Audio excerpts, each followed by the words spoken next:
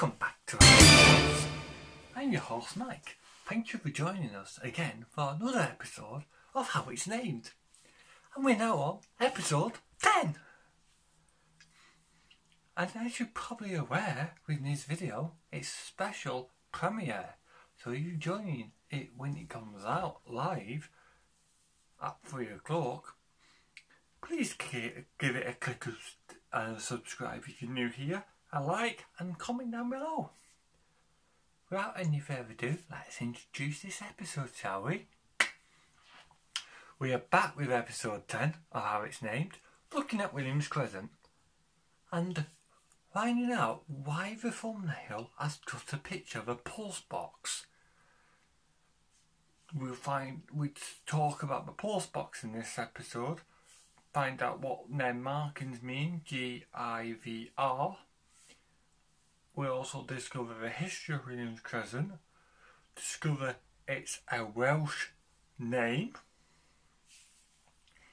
We discover what it was built beforehand, and you might also see in the video images I have found online from time pics of Postwar Survey what were carried out during the 1940s and 50s, so you can see what Williams Crescent were like back then, along with some old maps and some aerials if I can get them sorted. So without any further ado, let's get to the video. History of Williams Crescent. Williams Crescent was constructed when King George VI was taking the reign of the United Kingdom, with the construction finishing around 1937 and 1938. The street made its first appearance on the 1938 Ordnance Survey map.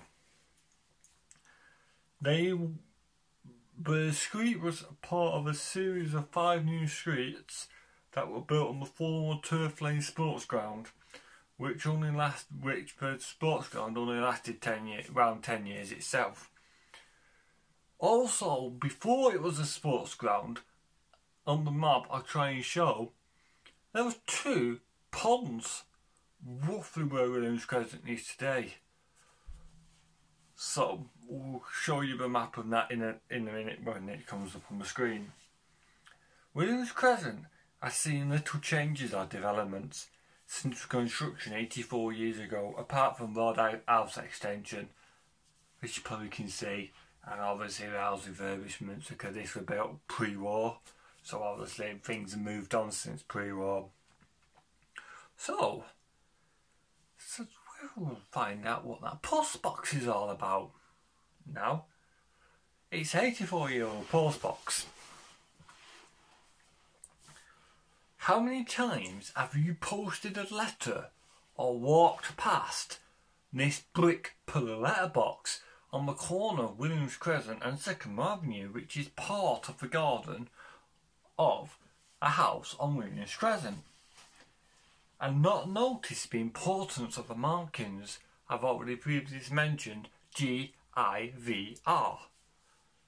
I'm going to explain the importance of this letterbox and what those markings mean, and it confirms the year that the street was constructed or the construction was completed. In all my 20 plus years, I have never noticed the previously mentioned markings on the letterbox, and the markings G-I-V-R meaning King George VI reign, or George VI reign, meaning that Williams Crescent and the border streets that were built when King George VI was on the throne.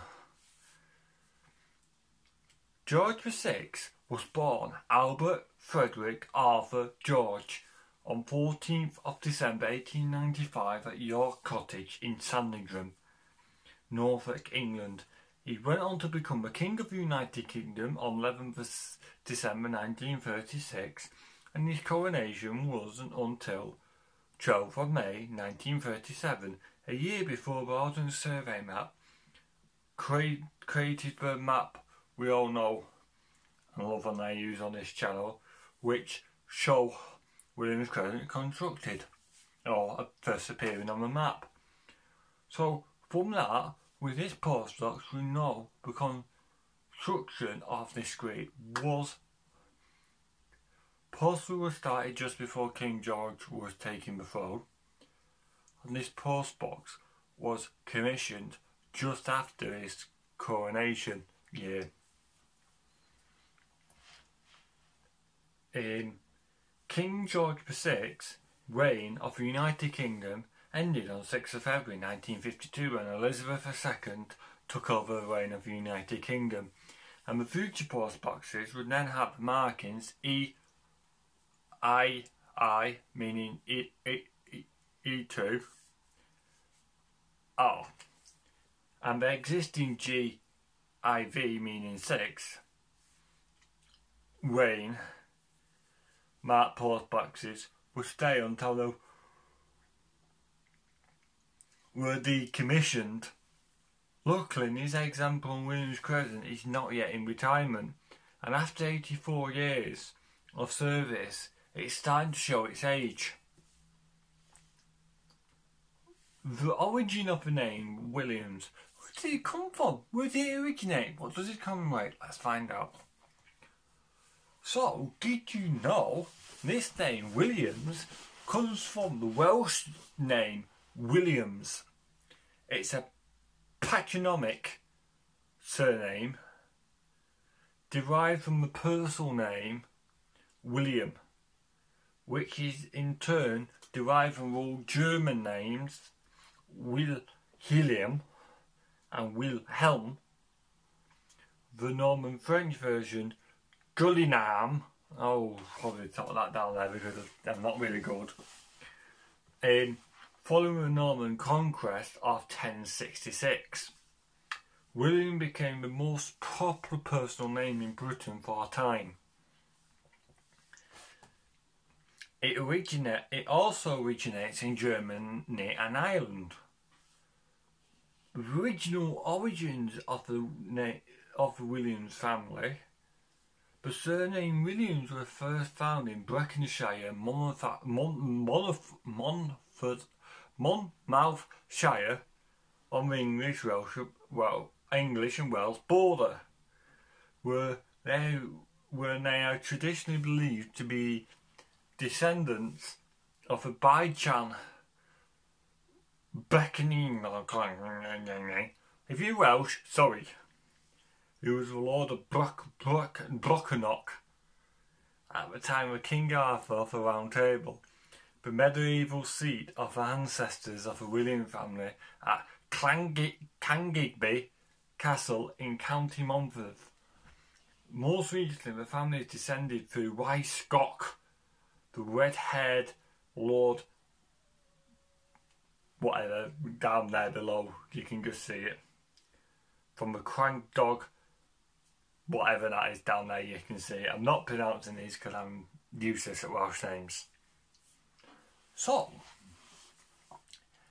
this follows a series of streets in the Whitegate area which are named after local families who have a sense of history with Oldham. And that is the Williams family. We've had them, I have found them to be living in Cow Hill, Owler Roots, aka Owler Roots, Oldham, Manchester Street, Grinnikers, Salem,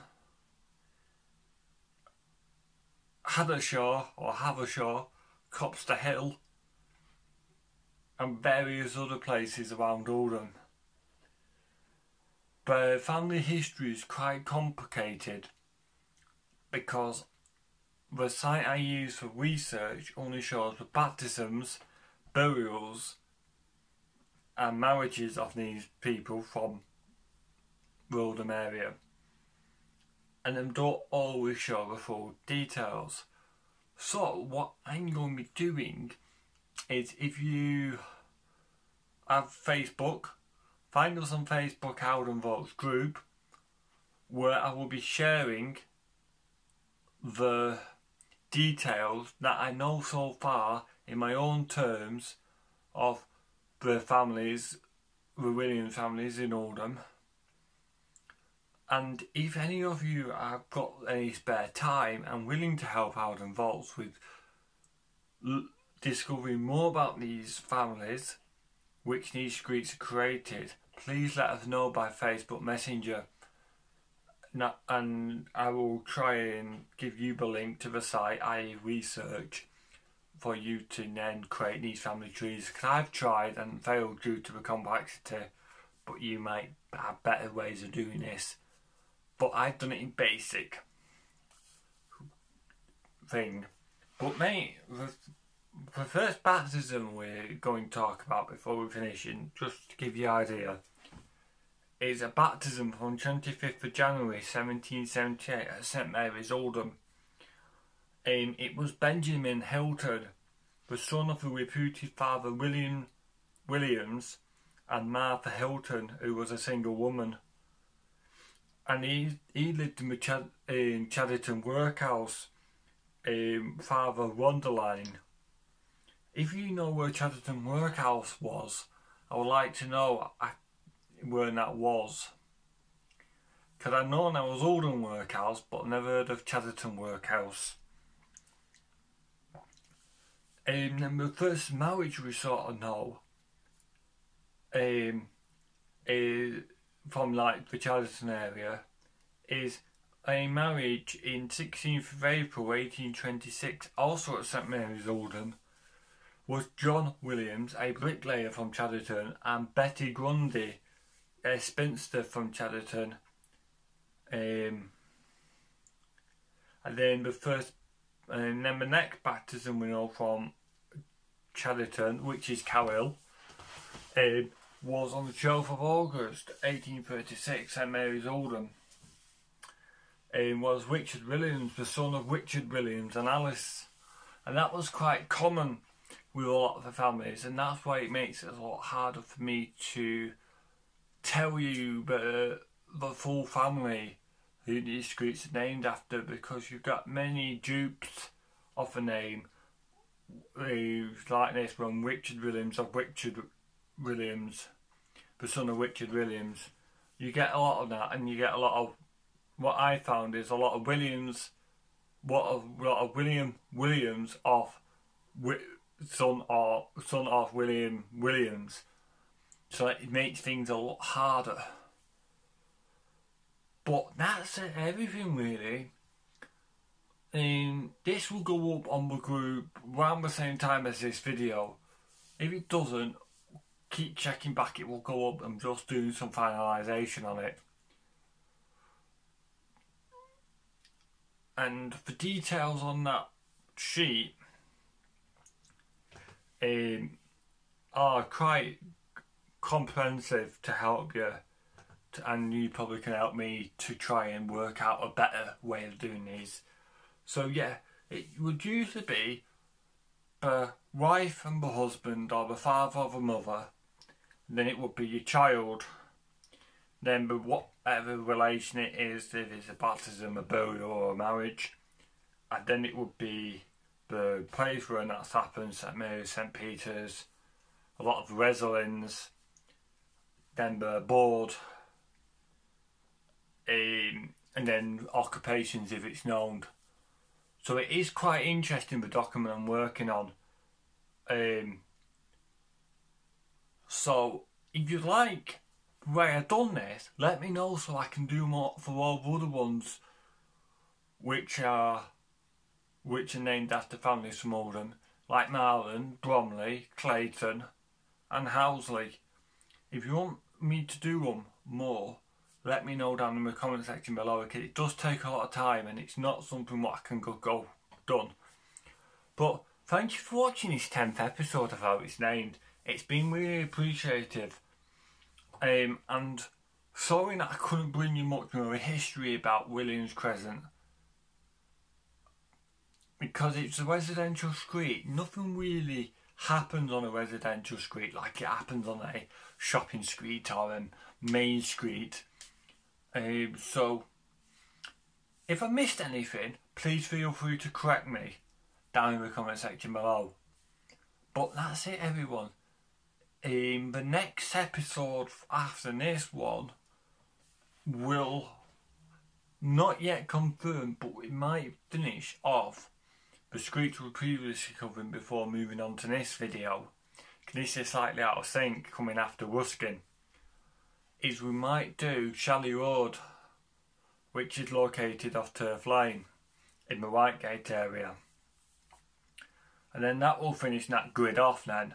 Then we will move back round to Berkeley and Sycamore before moving on to what you might think is Scottish streets, but they're not all Scottish.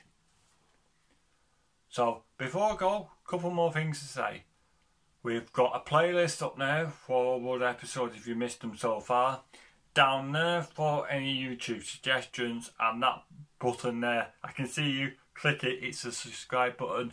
And we are, at the time of recording, on Thursday the 4th of February, we are close to getting 50,000 subscribers. Let's have a quick Andy before we go. Should have done this before.